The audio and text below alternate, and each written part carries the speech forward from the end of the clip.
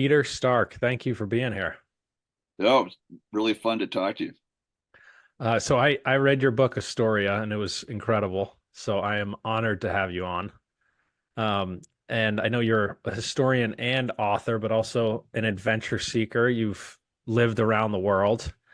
Um, so it seems to me like what you do in your life and what you write about seem incredibly intertwined. So I'm curious to know how your life has impacted your writing or your writing has impacted your life. Or maybe it's a vicious cycle. Well, that's probably the most accurate thing to say.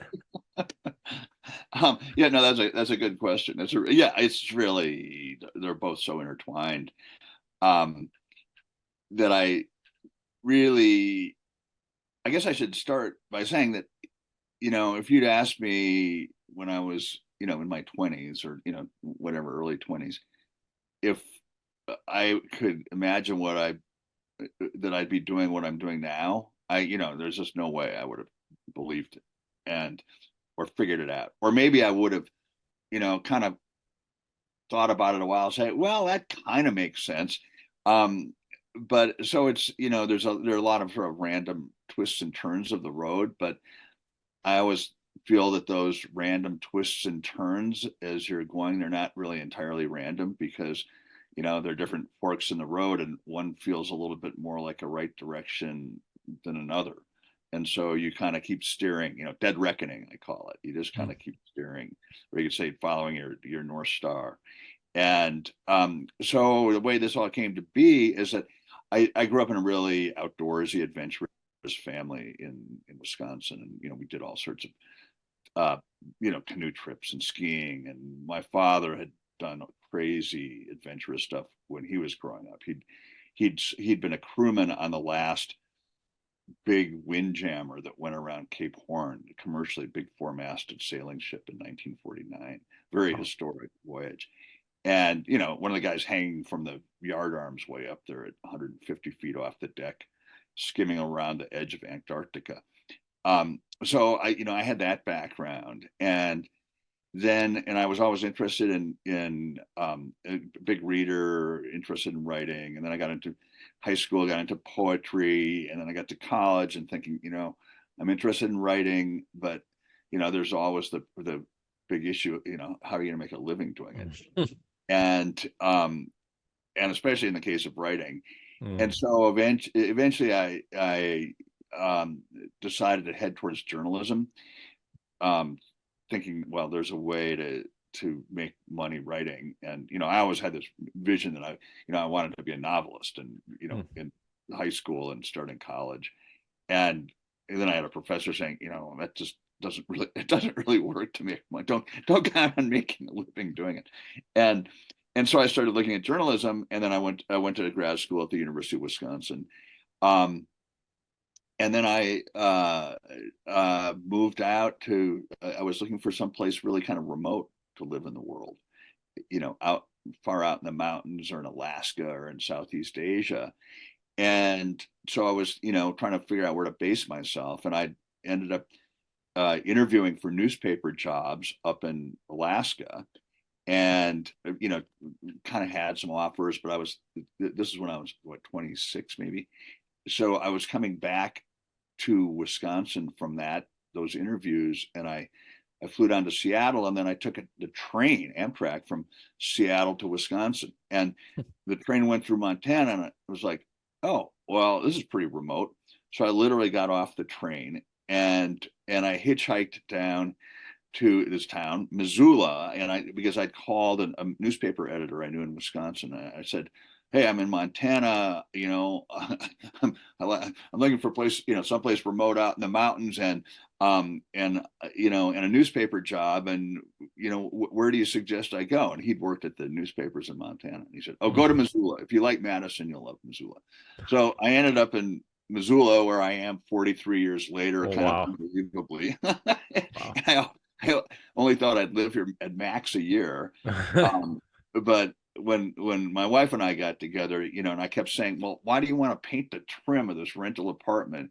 because I'm going to be gone in a year. And she said, well, you never know, and maybe you should think of this being your base camp, for all the adventures you want to Mm. do. And she was very adventurous too. So that ended up kind of setting me up with Missoula as a base, and I worked for the newspaper here in Missoula for a couple of years doing uh, uh, feature articles and traveling around kind Mm. of cool places in Montana doing feature articles.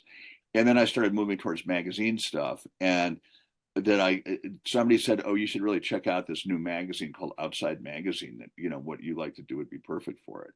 Mm. And I did. And so, I sent them a proposal and said, well, how about if I go back to the Midwest where I grew up, and I go to the Upper Peninsula of Michigan where all these old Scandinavian guys are, and I hang out with them and I learn how to ski jump, the old fashioned way, and this is like before all this sort of aerial acrobatic stuff. This is like the Wow. old Scandinavian way.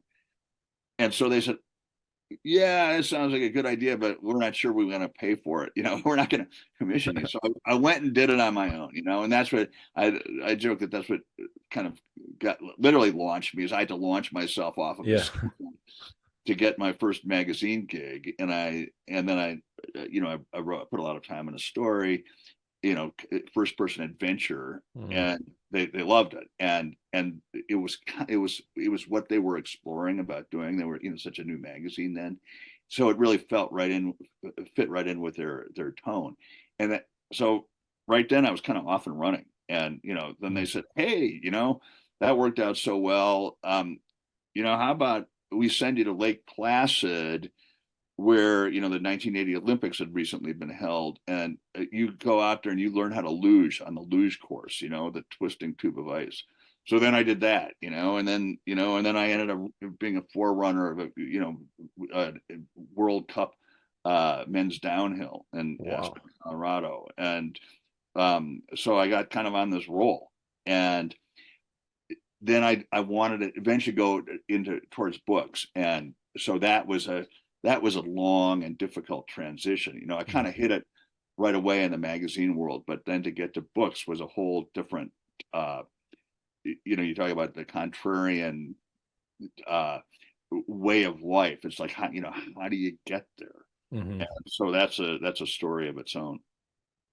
Well, how do you pick or find, as you got established as an author, let's say, and you actually got over the hump writing books, how do you find or pick these stories?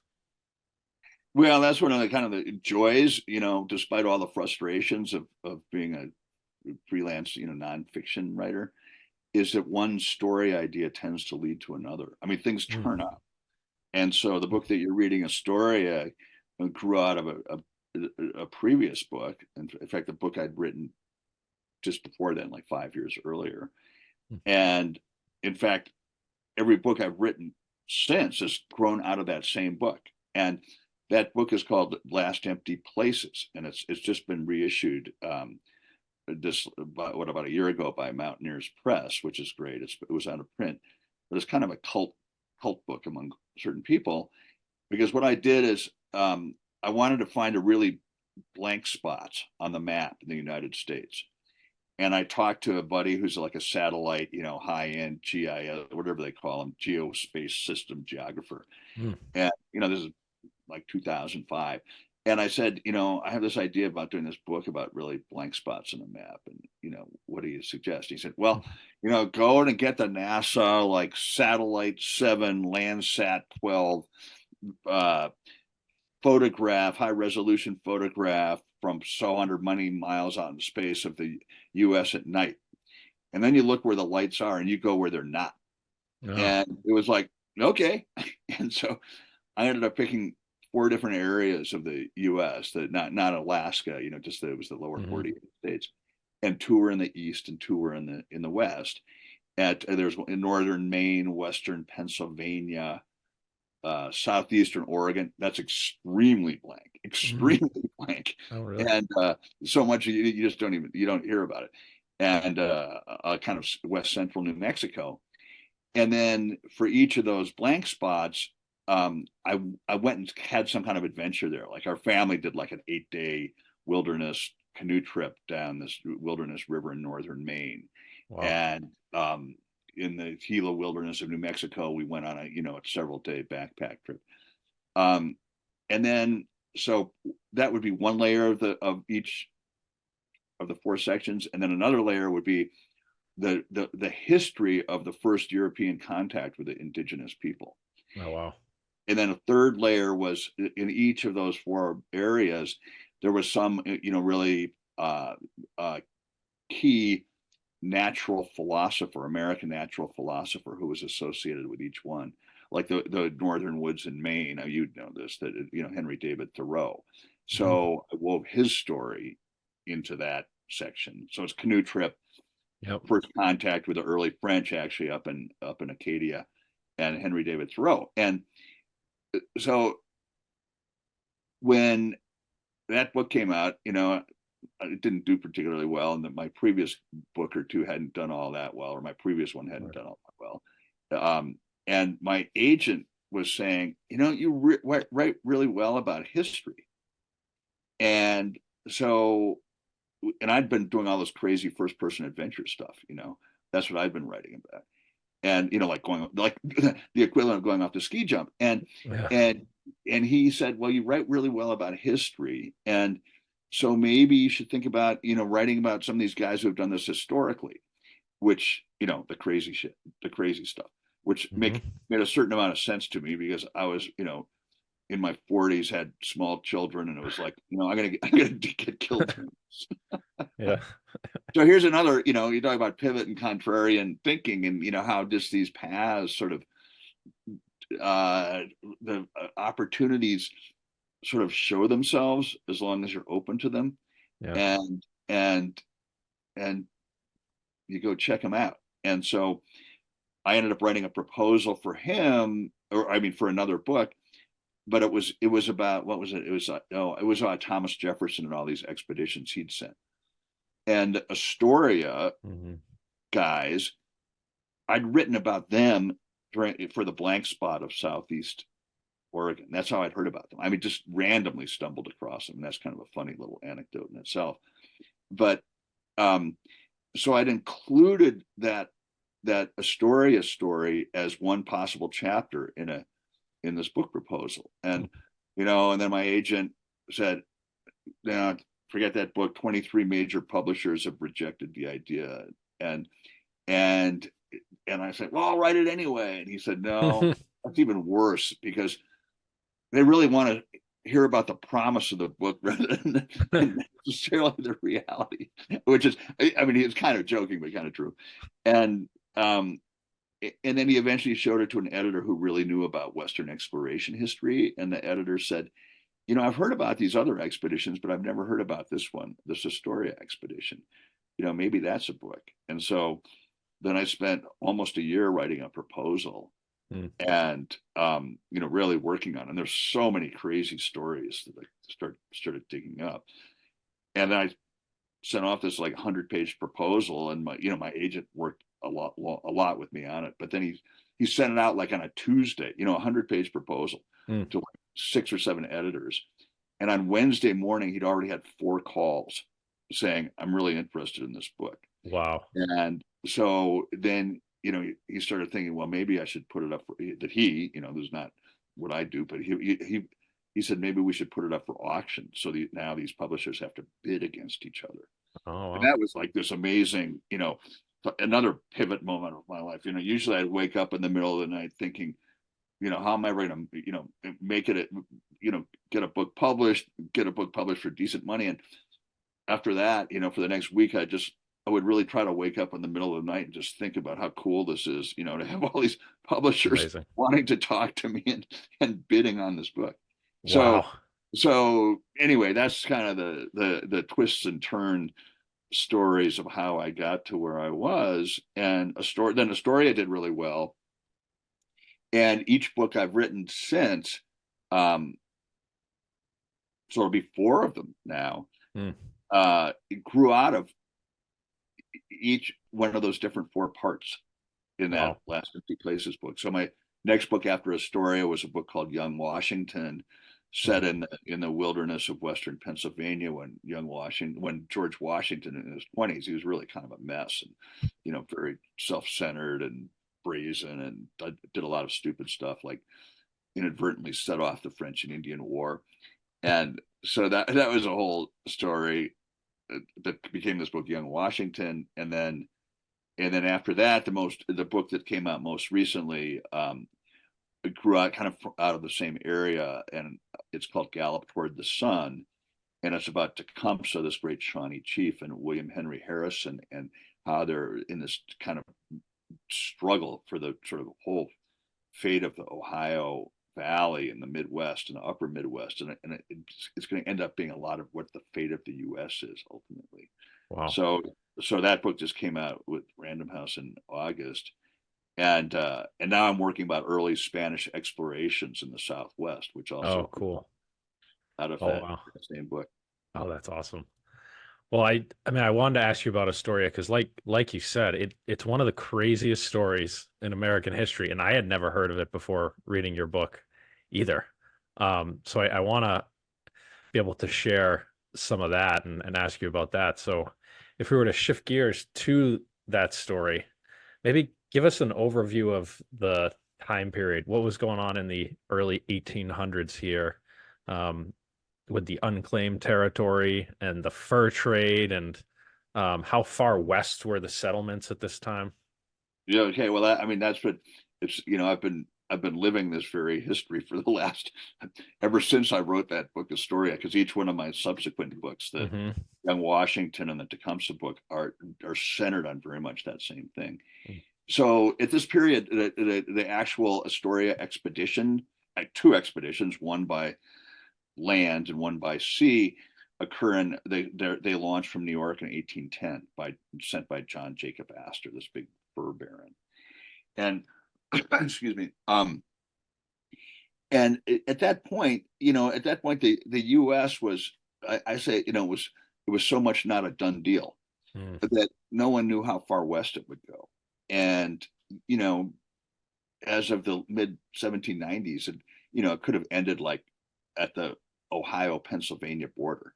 Hmm. And so the settlements really weren't very far west. They were starting to move west fast. And then and I know this history very well now about how this all unfolded in terms of the tribes and the settlers and deals that were so uh, uh, like shady, basically, Hmm. in land deals. But that so in 1803 is when Jefferson got the Louisiana Purchase from Napoleon, and the Louisiana Purchase now extends the U.S. territory from the Mississippi River to the crest of the Rocky Mountains, and that at that point, Thomas Jefferson, he's president. He's at the president's house in Washington. He decides he wants to figure out what's out there, and he's always son of a surveyor, Virginia surveyor. He's always had this sort of westward orientation, and so he puts together this expedition of really run by Meriwether Lewis, who's a Virginia aristocrat in his own right, young guy, and to find a water route. The hope is to find a water route across the continent. And so Lewis and Clark spend between 1803 and 1806, 1804 and 1806, really, crossing the continent, ending up on the northwest coast at the mouth of the Columbia River. Hmm. They get back from that and report to President Jefferson and say, that, well, there's no water route, but this would be a really good place to locate a trading colony at the mouth of the Columbia River. And Alexander Mackenzie has said the same. Who's a Scottish fur trader, has made it out to the West Coast some years earlier, and he's gone back to the British and reported the same thing. You really should make a fur, like a main outpost at the mouth of the Columbia River, and you'd control a huge amount of the globe's trade. And so the British don't really act on it too much, but they have a big fur trade up in Canada, the interior of Canada. this point, they're maybe like almost to the Rocky Mountains. They're just getting to the Rocky Mountains. And the U.S. has nothing out there. The U.S. is, it's just, it doesn't even really have any settlements as far as the Mississippi River. Settlements go about as far as, uh,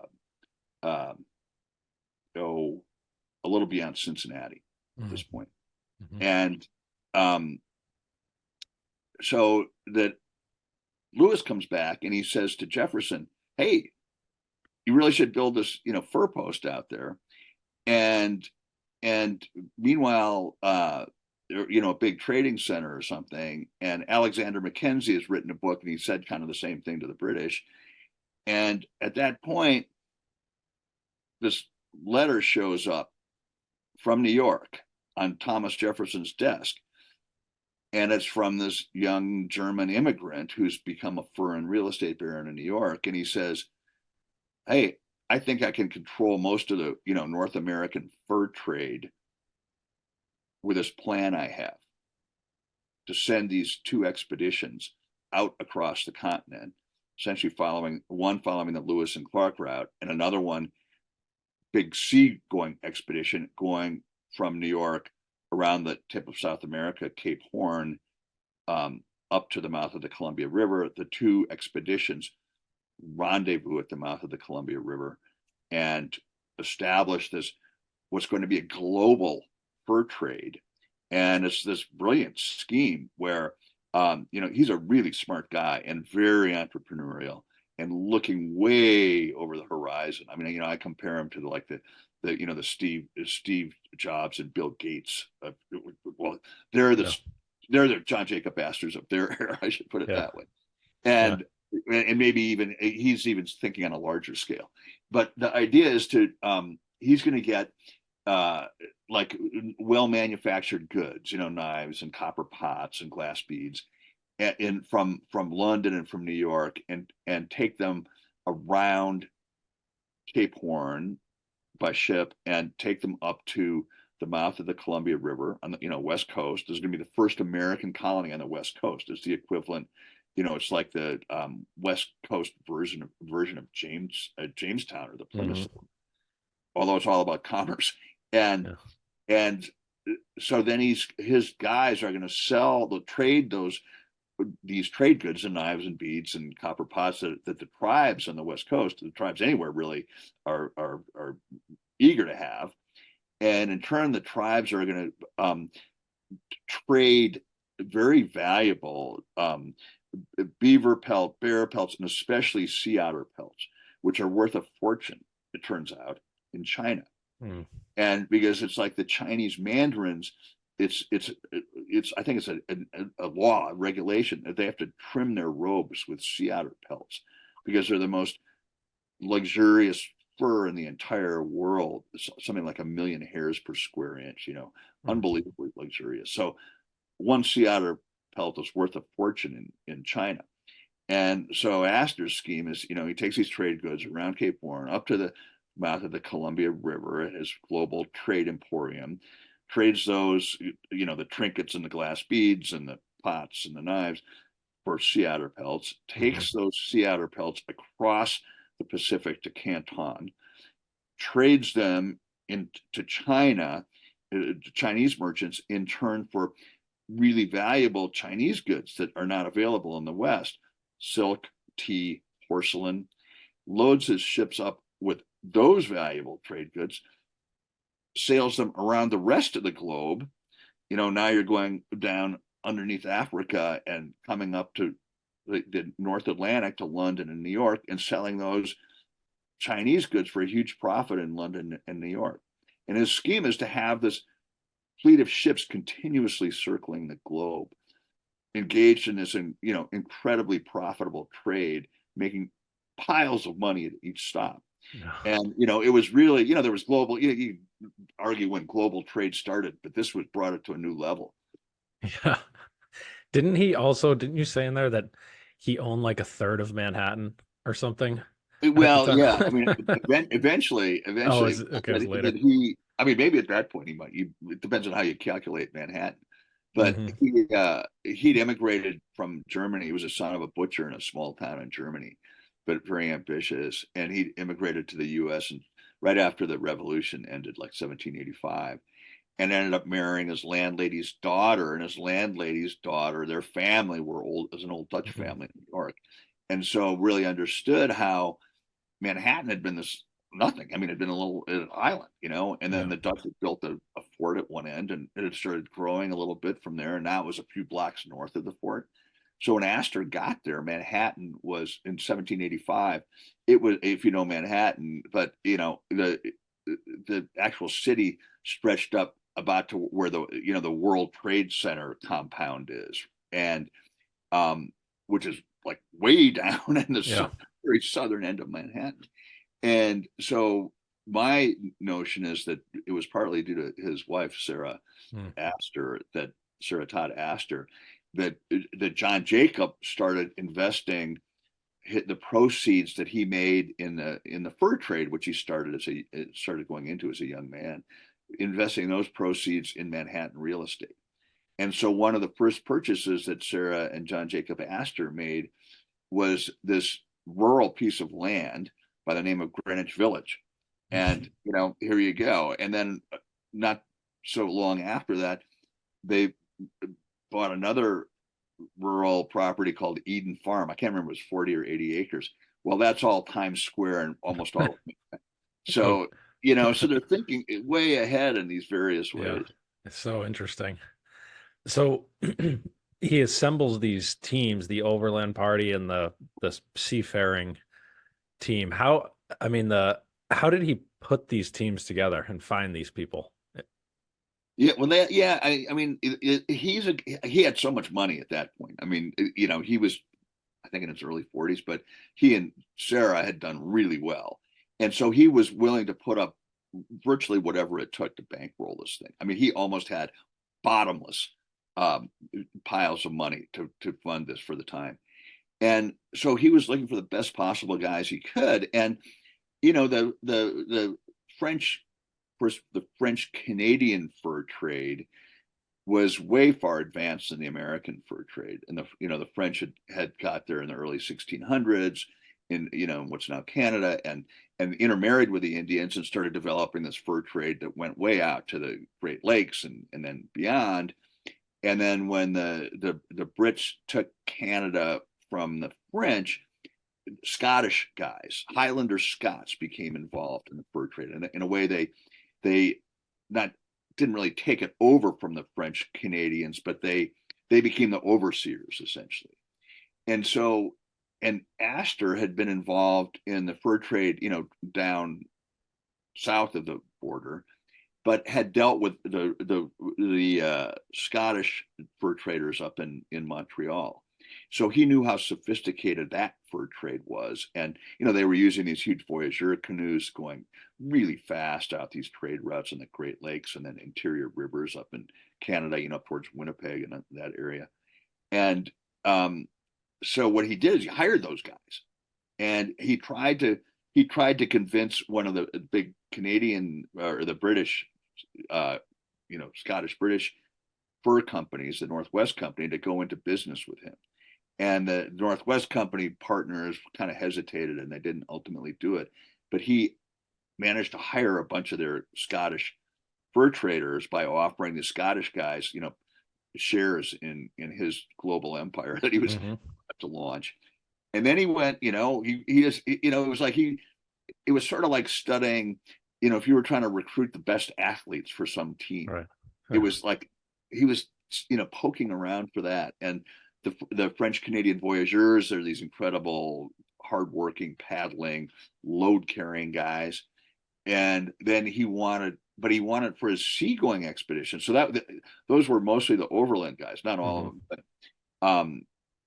and they were going to follow the Lewis and Clark route essentially out to the Pacific coast. And for the seagoing expedition, this was at a time when tensions were really rising between the young, like the baby, infant, adolescent, kind of pubescent U.S., I should say, and Britain. Hmm. And so tensions were rising in the Atlantic um, over kind of shipping rights and various issues. So tensions were rising, and so Astor started thinking, well, Plus, he had all these, French possible uh, interference, Spanish interference. There are all these seafaring nations out there that might really want a piece of his empire. So he hired like the most aggressive military, naval sea captain commander he could find, a guy named Jonathan Thorne, to run his ocean going expedition. And that became a whole drama in itself because this guy was such a hard ass. And the guys he was had on his ship were these very independent minded Scottish fur traders and good good time, happy go lucky French Canadian voyageurs. And the first night out, they got it. They almost had a pistol duel over who was in control of the ship. Yeah, and I know we only have a couple minutes left, but But you we go. Yeah, we'll go another 10 or so. Yeah. okay. I I gotta ask you about when they get to the mouth of the Columbia and Captain Thorne, how he decides to try to like get up the river. I don't know, there's something like people don't value life as much as they do Oh, now or oh yeah, something. oh yeah, I yeah, don't yeah. you got to share how that all goes down. Well, and and I think it's partly because he did come out of this naval tradition where, if you have a mission, well, you got to be, if accomplishing your mission means that you might die, you don't ask twice about it. You just do it. Mm, However, in this case, he's the captain of a merchant ship. It's a whole different, it's a whole different way yeah. of thinking. And so he gets his ship, 6 months, and it's like I think it's almost 24,000 miles, 18,000 miles by the time you get around.